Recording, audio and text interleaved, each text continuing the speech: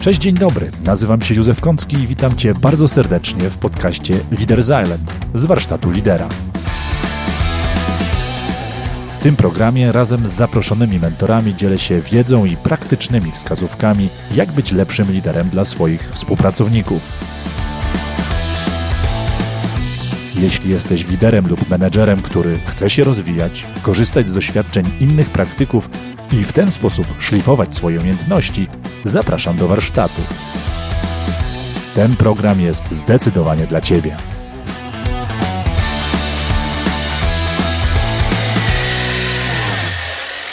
Good morning, good evening, hello. I'm warmly welcome you in the 9th episode of podcast z warsztatu menedżera. Today we are speaking English because my guest is Björn Lundén, the founder of Björn Lundén Information in Sweden and BL Info in Poland. Believe me, he is a original rebel. We record this episode after the Light conference when Björn said everything he could opposite to the traditional knowledge about management. He doesn't believe in rules or bosses or secret salaries. So we are going to talk about his company of 115 employees with who are self-managed over 30 years. Also, we are going to talk about SIM method, Speed Intuition Management, method created by him. Björn, thank you very much for accepting the invitation to the program. Please introduce yourself to the listeners. Yes, I'm Björn Lundén, an old man. Founded the company BL since 31 years, and I'm a very happy man.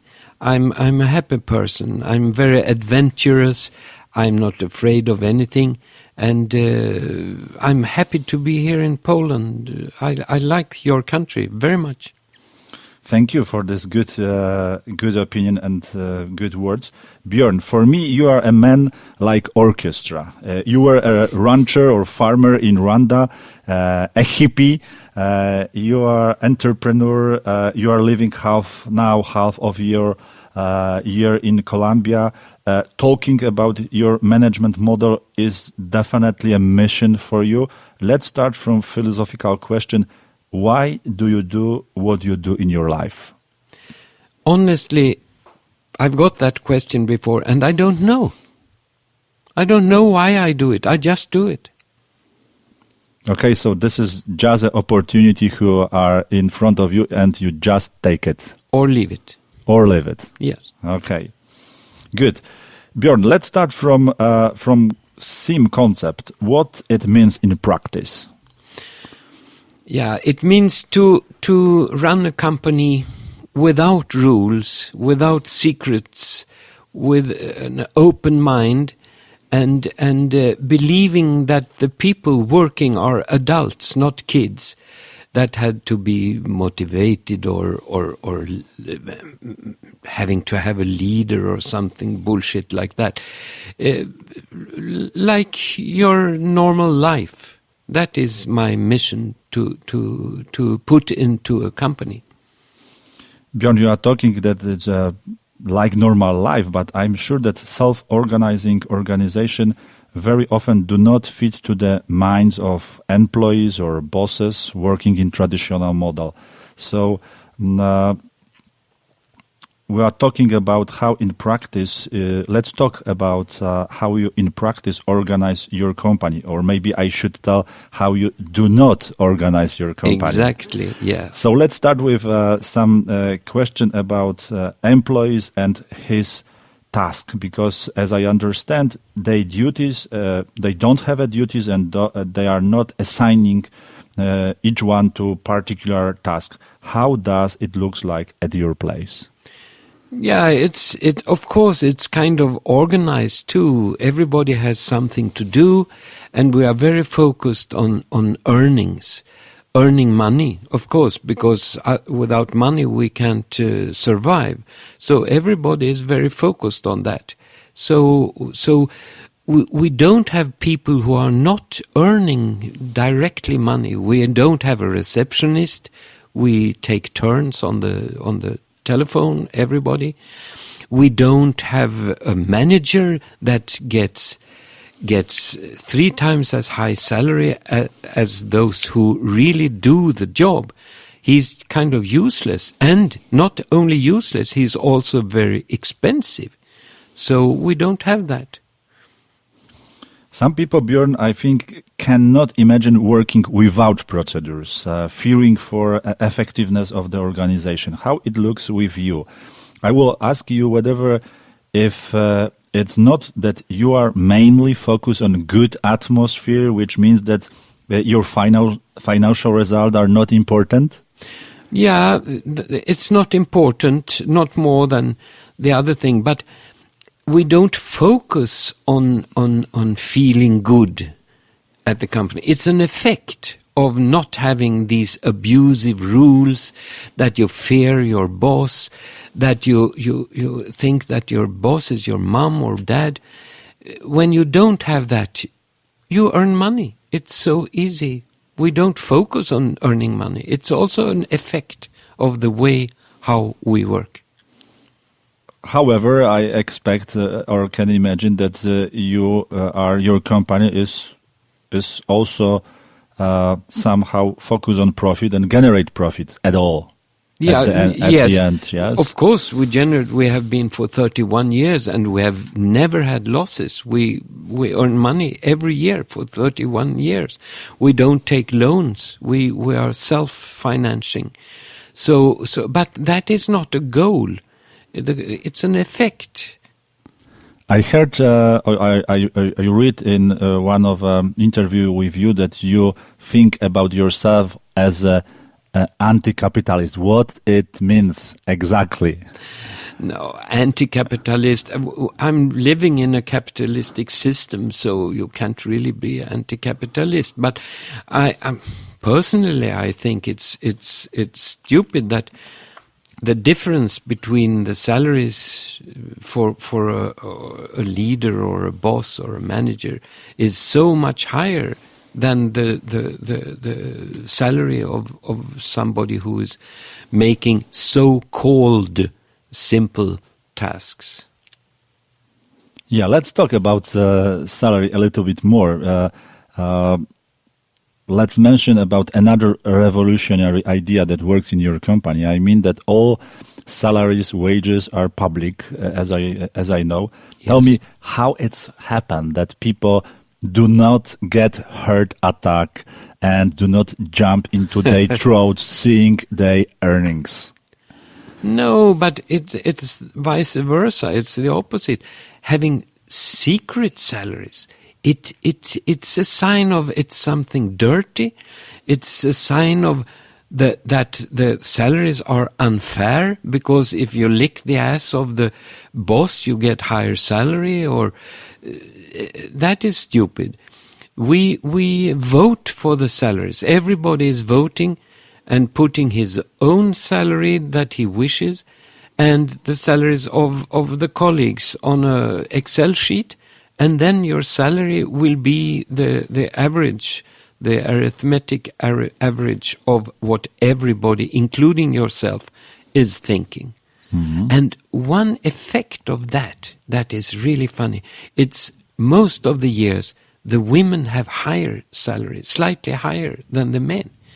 And I don't really know why, but it's like that. Of course, it's because your colleagues, the colleagues think that the women are better than the men. And it's easier when we recruit. It's easier to find good women. Men are more like they want to be a boss. They want to be nah. Yeah, yesterday on the Light conference, the professor Zimbardo told about this, that unfortunately men are weaker and weaker instead of women who are stronger, works better in a more efficient way with more, let's say, intelligent. So maybe this is one of the reasons, yes? Yes, and I'm happy to see that. So let's stay a little bit in the, let's say, salary topic, because you don't have bosses, you don't have, let's say, procedures. So please let us know how you as an organization set up your salaries. Who decided about this? What is a strict procedure? Please tell us in details about this. How we decide the salaries. Exactly. No, it's an Excel sheet, a secret Excel sheet on our intranet, where everybody fills in a form. What salary should Mr. X have, Mrs. Y, and so on. Of course, a new person can't judge everybody. He or she maybe judges 10, 15 people in his or her environment, but those who have worked for a long time, they have opinion about many people's salary. You mentioned about judging. It means that there is a time during the year when people collect and decide about salary which they receive themselves and about others people, yes? Yes, in May every year. And that is for the next 12 months. And then you have a new round and you get another salary. Okay, so in May, everybody collect. If somebody works more than 4 years, he has the opportunity to, let's say, judge everybody, as I understand. No, it's voluntary. If you want, after 1 week, judge everybody, you could do that. And so, people are involved in this process? Of course. Yes? Of course. So they hate it, but they love it. I mean, it's kind of hard work to sit down and think, this person, what do I think about him or her, this person? Yeah, it's he if we say, or we can say she's very dedicated, she's an expert on this and that. Then I will put a high salary for this person. Or this person is very flexible. If somebody is sick, she can do anything and she's very broad. Then I will give a high salary for her. Or when somebody has broken up with his girlfriend and is crying at work, somebody is very caring, taking care of that person, so that person will feel happy again, going out for a small walk. I will put a high salary for that kind of person. So it's very different. And because we are so many, the average will be something messed around like a stew. And it works. It has worked for 31 years. But of course, when we were just 5-6 people, then we were sitting at the table and just deciding. And what's your experience when people judge in this process other people? They mainly base on result of these people or job skills or knowledge or the attitude? It's different. Some people judge some things, other people judge some things, and we don't know. We don't know what they judge, what they appreciate in other people.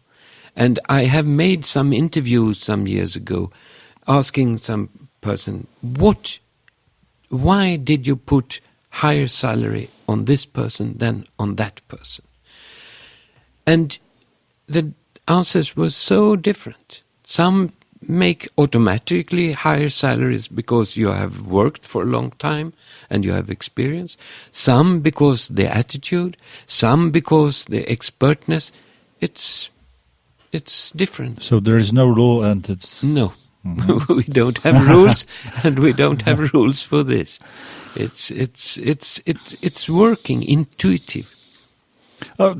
You have some rules. I read about this in your book. I mean, for example, the rule that you have a breakfast. Am I right? Yeah, but it's not a rule.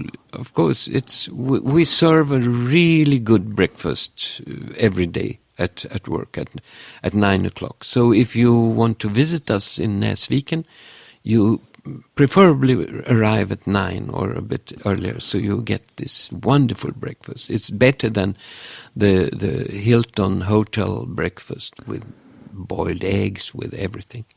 And you do this breakfast, you prepare this breakfast by yourself? Yes. It's not like no. catering company brings you food? No, we have a kitchen. We have people working in the kitchen. You take turns in the kitchen. And we have equipment and everything. And I had a visitor who asked me once, who was visiting, Björn, how much does this breakfast cost in a year totally? And I asked, I have no idea, I answered. I have no idea, but of course I can calculate it.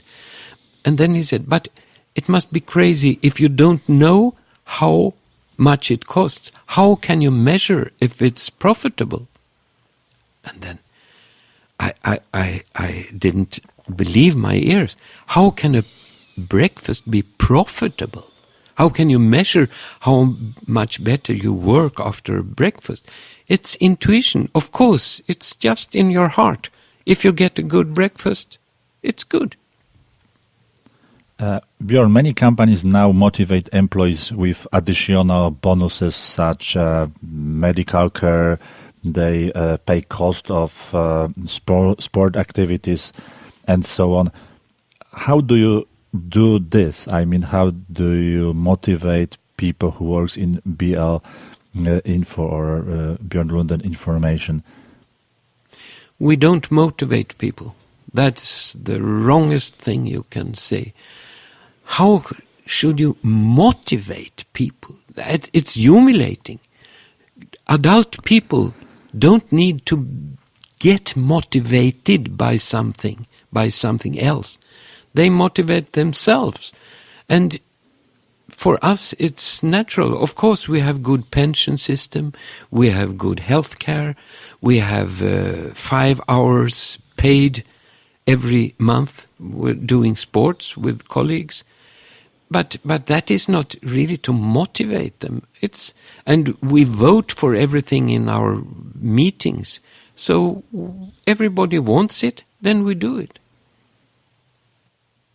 I totally agree with you that motivation is result of environment which we create for people. Yeah, it's an effect. So it's an effect, not a goal. Not a goal, exactly. So you mentioned that this breakfast, the good one breakfast, is a natural motivation to be at 8 in the office. What about time? You work like factory when everybody have to be at 8, and if they have 5 minutes late, they I don't know, have a penalty fee or something like this. Or also in this area you don't have any rules. No, you can start, but as you say, the breakfast is at 9, so if you're a bit the hungry type, of course you are there at 9, but not always. We have flexible time. We are not paid by month that all other companies have. We are paid hourly, per hour, and you can work whenever you want, and you can work how much or as little as you want. You are not employed on full-time or half-time, or you just decide from day to day, from hour to hour, when you want to work. But of course everybody has bills to pay every month for his house or her insurance, and so you have to work at least so much so you earn every month for your bills. But in average, we have statistics. In average, people work 91% of full-time. But some work a bit more than full-time. We have some people who work just 30-40% because they don't need to work more. And we have people who work more when it's cold weather, and it's take off when it's summer. Yeah, you mentioned about one colleague who works only when it's raining. Yeah.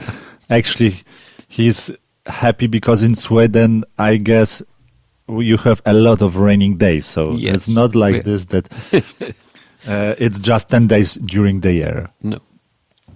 Björn, I have a friend who ran organizations similar to yours, and after some times, several people left the company. And when I talk with them, some of them tell me that they will not feel really good in this kind of model of organization because, to be truly, they think that they should, for example, earn 20 times more than others because they feeling much better.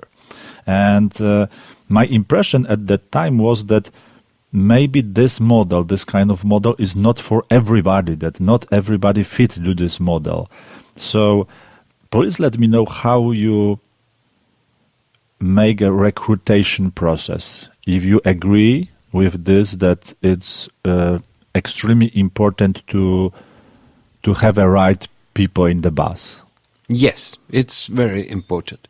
But I think that maybe 90% of everybody is fitting in BL. And those people who it's one thing that is bad in if you're enter BL with this kind of personality, that you cannot judge yourself. You have a wrong impression about yourself. That is a problem. So we try to find out when we recruit people, and that we always do in group. We invite 22 people when we have an advertisement in the papers or in internet. We get hundreds of applications because everybody knows in our area that BL, working at BL, that is, it's a dream. So we get very, very many. And then we choose, everybody can look at, in the company, can look at the applications. We print them on paper. And then you put a yellow post-it label on those people that you don't want. You yourself don't want them. And then you say just no. You write no. No explanation. Based on intuition. No, maybe you have had a love relationship that broke down with that person. Maybe you know something bad about that person. And you don't have to, and we have so many applications. So it's really good if we have a lot of no's. Then it's less work to decide. And then we invite 22 people to a group, just a visit at the company. We have breakfast and then we go around and talk. And often 2 of the 22 don't want to arrive because they don't want to be measured in comparison with the others. They want to be unique. And we never have unique interviews because imagine somebody's knocking at the door. Oh, here I am for the interview for 2 hours. And you receive that person in the hall, and after 2 minutes you realize this person we will not employ. What do? Do you give that person 100 zloty for a taxi and say goodbye? No, that is not good taste to do that. So you sit down, and that person too understands, no, this will not lead to anything. And it's waste of time and energy and humiliating. So that's why we do it in group. And out of those 20, everybody in the company can vote on the intranet, who are better, who would be good.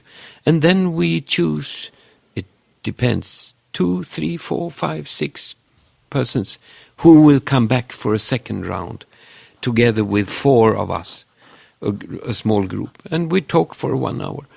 And the best people, it's those when you sit and chat for 1 hour and you never watch your watch to see what time is it. Isn't this hour ended yet? If you don't do that, you just talk, then it's a good person. I have such thought that to working in such environment when you are very transparent, when you receive feedback from many people, I guess that you have to be a person who are aware and who are mature and self-aware. Yeah? Yeah, but people are that. There are idiots, but maybe 10-20%, but all of the other ones. And in this group, the group pressure is so hard to be good, not to be bad, to be good. So even if you are not 100% good when you arrive, after some months when you understand that this is not a fairy tale, it's real.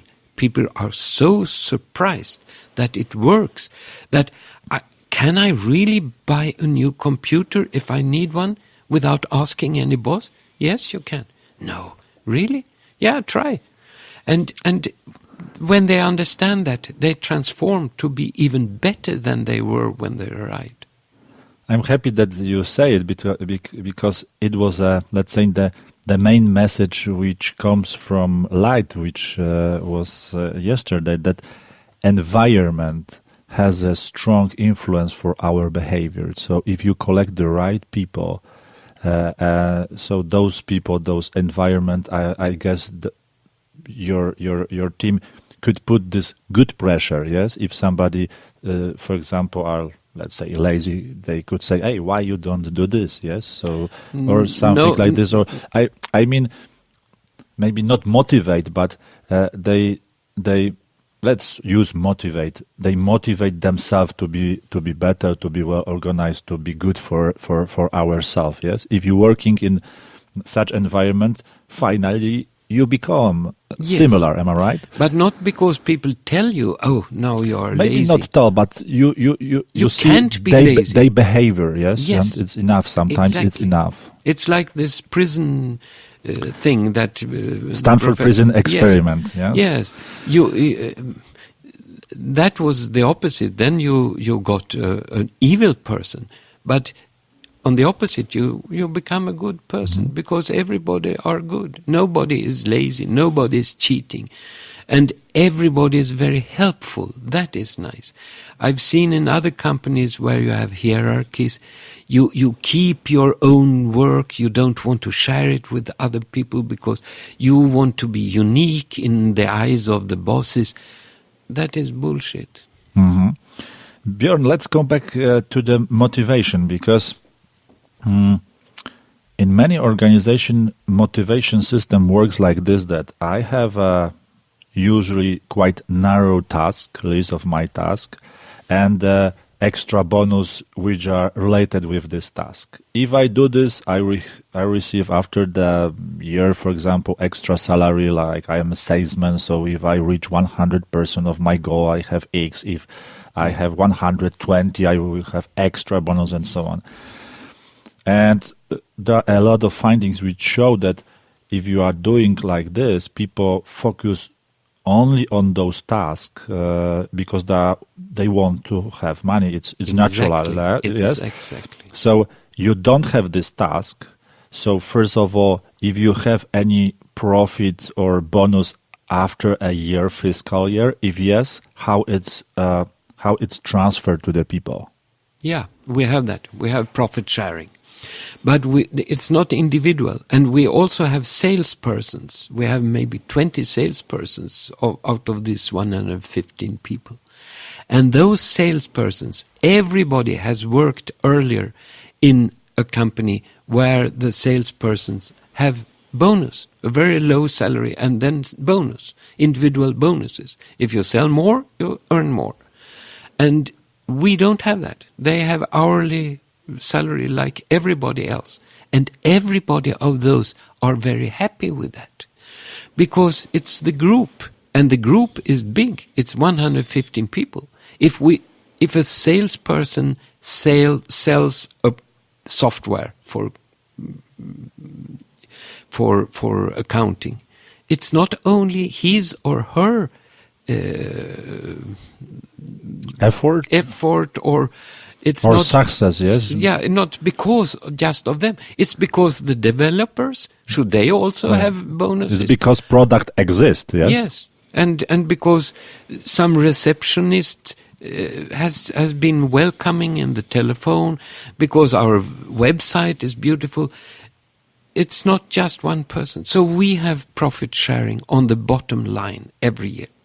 So if we have, and we always have profit, and sometimes it, like a record, it has been 3 or 4 monthly salaries, maybe, and sometimes it's just some zlotys. So it's different between the years. But it's very important that we don't give percentage of your salary. So those who have higher salaries get the same amount of kroner as those with the small salaries. It's like Robin Hood. We take from the rich and give to the poor. And it works really nice. How you exactly divide this cake? Because it's a strict percent Yes. belongs to person, or you collect in one room and say, oh, John should receive this amount of money because No. he do great job this year. No. Everybody gets the same. Everybody got the same, Yeah. even the CEO and the man who, I don't know, I would say works as a receptionist, but you don't have it, so maybe a man from... Yeah, because they are also contributing to the profit as much as the other ones. It's a myth that those educated, high-level people, that they contribute more. And one thing more, the person who packs the books or does a so-called simple job, they contribute to the profit because they don't take so much money in salaries. So it's very, very obvious that the profit sharing should be equal to everybody who has worked. But we have one thing. If you haven't worked full time, you get less. It's like if you have worked, for instance, half full time, you get half. So it's related with this amount of hours which you collect through a year. Yeah. And can you let us know how much in percent, how much of annual profit you transfer to the people? It's just 5%, 10, and keep the rest in your pocket as an owner. How it looks like? No, it's we give away about 40% of the. No, not give away. Now I was really, really angry with myself saying that. We don't give away, because give away, it's like, I'm so kind, I give that away. No, it's their right. They have earned this profit. Then they should have the revenue of it. So around 40%.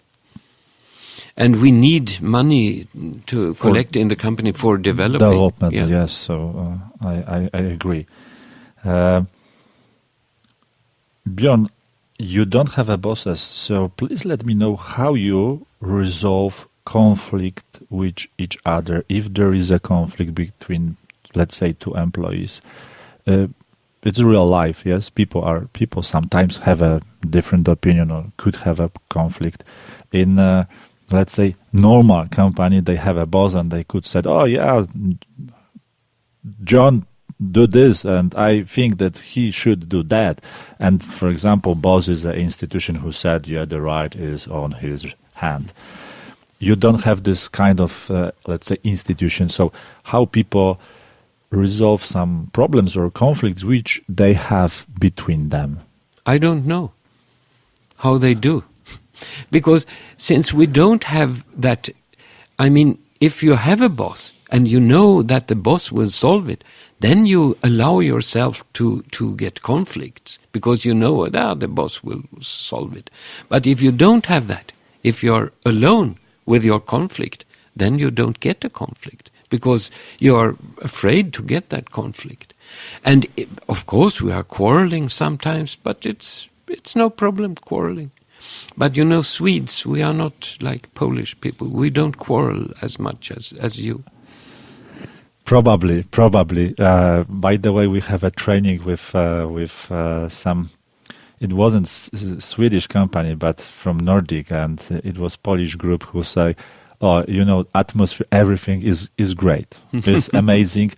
Beside the time when we have to make a decision, it takes, 1 month instead of half a day because everybody have to be involved in this process. So definitely there are some, let's say, difference between culture. Yes. However, please let me know, does the communication play a key role in Björn Lundén information?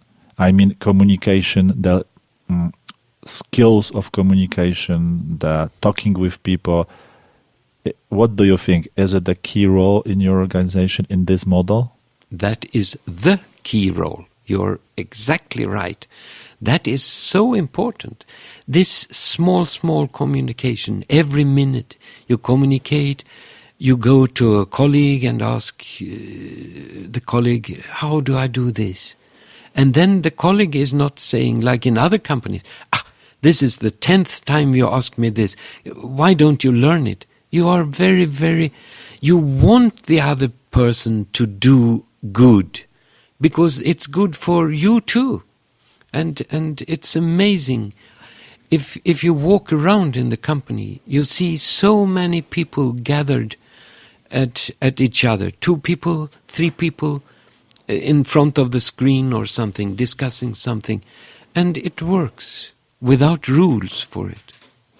Björn, you, let's say, start Björn Lundén Information many years ago, when this kind of model, I think, wasn't very popular. Now people talking about, let's say, self-organized organization. We have some popular books like Reinventing Organization, Charquis Organization, and so on.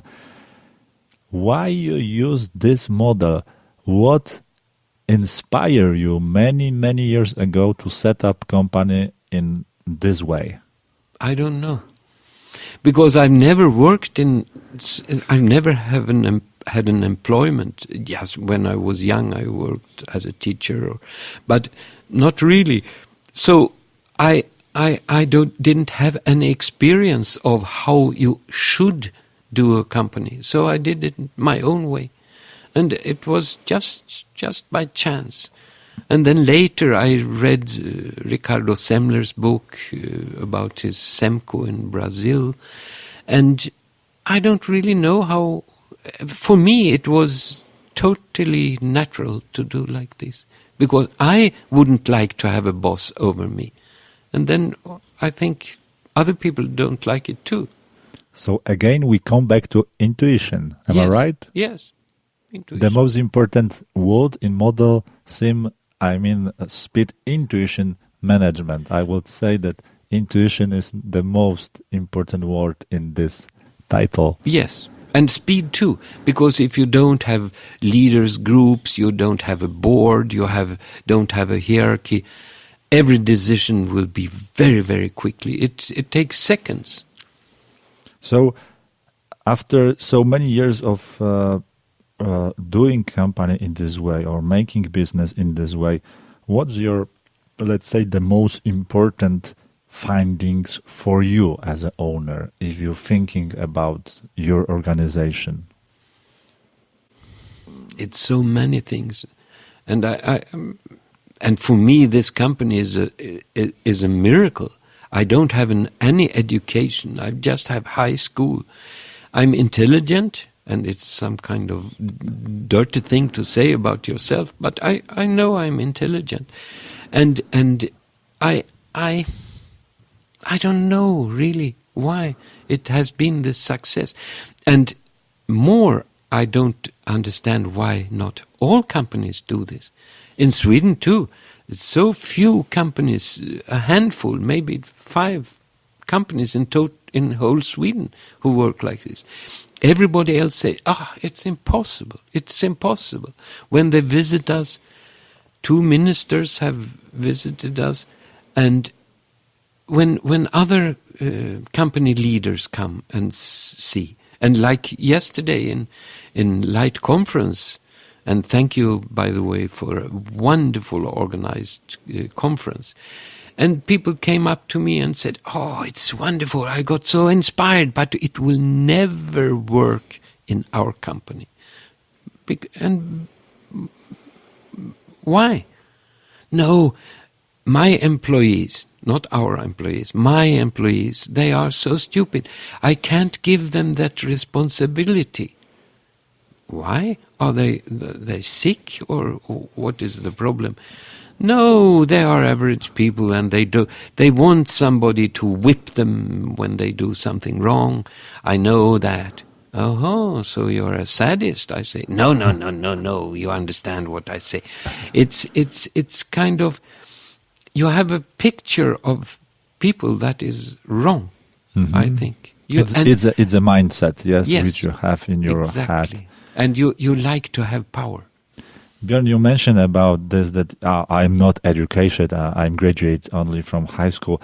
On other side, you lead a company who are, let's say, focus on taxes and some issue related to taxes, so it's more or less complex things. So at the beginning, let us know about the beginnings, how, in which way and why you set up BL Info. What's the story making it short? Coincidence. I lived as a goat farmer in a small village, and I was the only one who had even finished high school in that area. There were peasants, farmers, very simple people, but very nice people. And they asked me, I've got a letter from the government here and I don't understand it. Can you please explain to me this? And I got 50 crowns. And then, I have the tax declaration here. I don't understand how to fill in the forms. And I read some information and I did it and I learned it. So that was, with small steps, I learned it. And then I started this. I had an accountant bureau, the first thing, help people with their papers. And then I thought I should spread it by books. And then I started. So now BL Info focus on, is a publishing company, but not focus only on books. You make software, you make video, online courses, am I right? Yes. So you fit to current reality. Yeah. And now the software is, the books are just maybe 20%, and the software is maybe 60%. It's the biggest income for us. And I have no idea about programming. I don't understand anything about that. But still, it's amazing. As I mentioned, you are, for me, an orchestra man, because from one hand, you was a farmer in Sweden, in Rwanda. On the other hand, you are an entrepreneur who, let's say,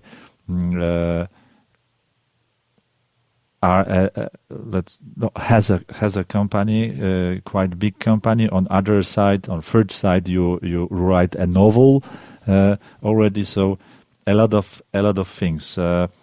Björn, at the end of our conversation, there is one more question for you. Imagine that this is the end, that your life is over, that you are on the other side, approaching the gates of paradise, and at the gate there is a Saint Peter who waiting for you. He asks you about name, surname. He receives Björn Lundén. Check the data in his system, and the question is, what would you like to hear from him at the first place? Yeah, of course, I would like him to open the gate and say, "Welcome, Björn. I hope you will enjoy here, and I hope you will entertain the people here." Okay, good. Björn, thank you for your time and for your commitment, for your visit in this program.